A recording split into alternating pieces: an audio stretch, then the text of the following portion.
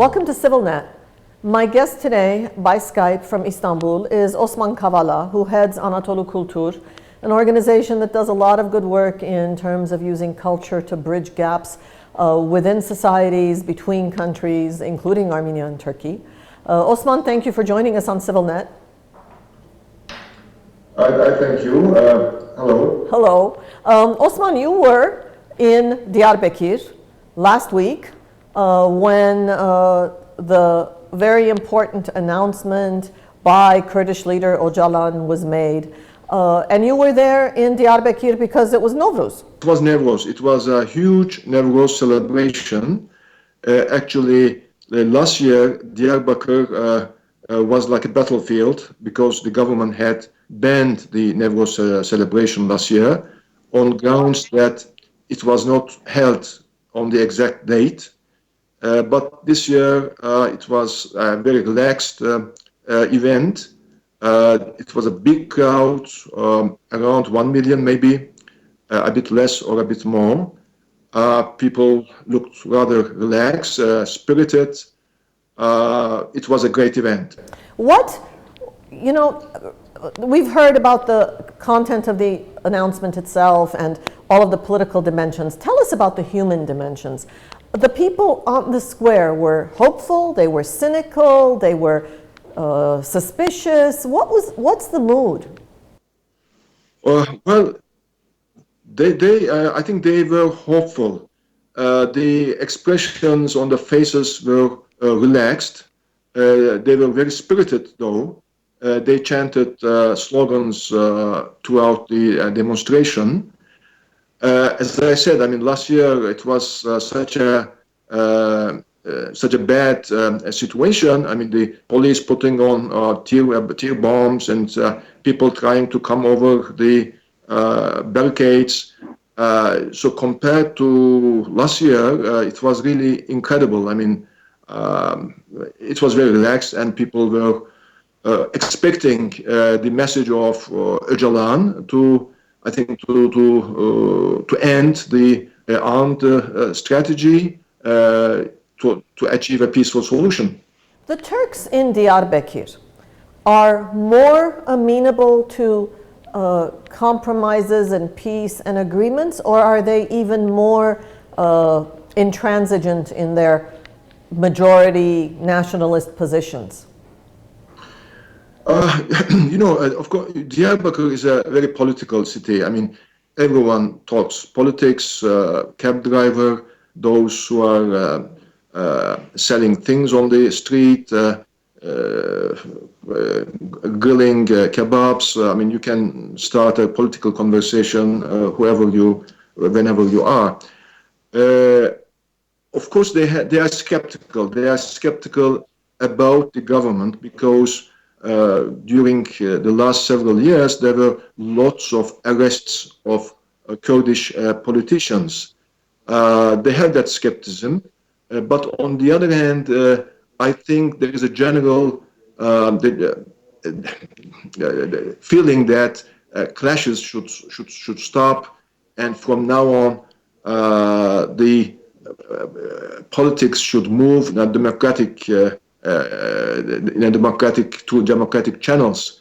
So I think they were happy. They were happy to receive the message of Öcalan.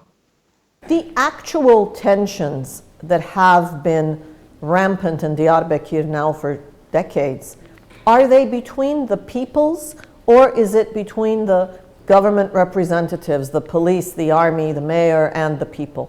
In other words, how deep are these tensions, and how easy will it be for them to disappear by one announcement and one decision in Ankara?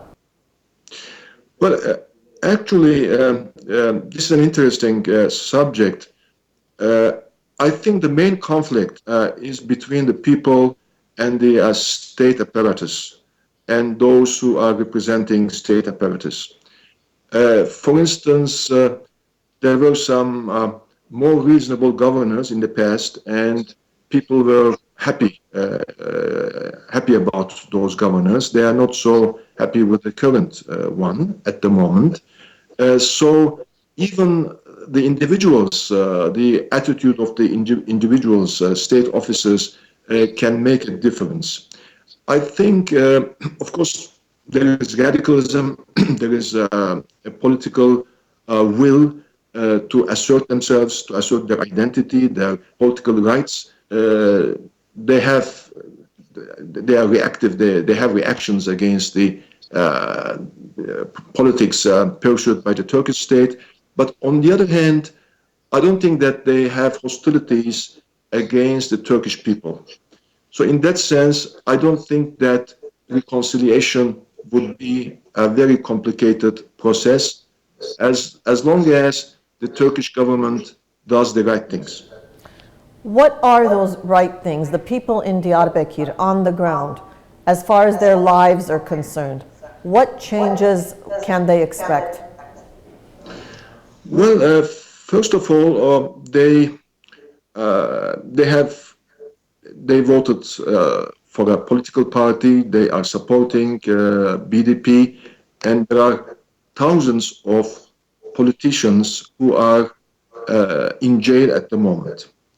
I think they are expecting them to be released. This is probably a condition. Secondly, although they may not agree with what PKK has been doing in terms of the armed attacks and so on, they consider PKK as an organization related to themselves. So, in a way, they are expecting a dignified end to the armed conflict. These are maybe more psychological. On the other hand, they want the municipality, they want their own, those they elected to have more authority in administrating their city. There are lots of social problems. I think municipalities should have sufficient funds to come over those problems. Then, of course, there are other cultural demands. They want bilingual education. They want to use Kurdish in the education. With the urbanization, with the TV channels and so on, there is an erosion among the younger generations to learn Kurdish at earlier ages. Actually, you must be familiar with this phenomenon related to Western Armenian. Of course, Kurdish is still strong, but it is, I mean, there is a certain change coming with the urbanization. So they want Kurdish to be included in the curriculum. They want, this is something which they really need to see. And then we are going to have a new constitution. They want to see certain articles to be changed in the new constitution. I think so far the demands are rather reasonable. I would assume that in situations like this, the central government would control or limit funds that are available to the municipality with political considerations, of course. Is it fair to assume that if all goes well, that life in Diyarbakir will be better socially, infrastructurally, for everyone in Diyarbakir, not just for the Kurds? Well, actually, this is an expectation, and I think this has to be the way you just outlined. You are right. I think the governments actually, they try to control funds so that the municipalities may not look too popular for the local population. I think one of the important aspects of the success would be to change that situation. I think the funds should be distributed in a more fair manner. Well, as you can imagine, this is fascinating for everybody, including us here in Armenia, and we'll be watching it and following it. And thank you, Osman Kavala, for helping us better understand this. Thank you. And thank you for watching CivilNet.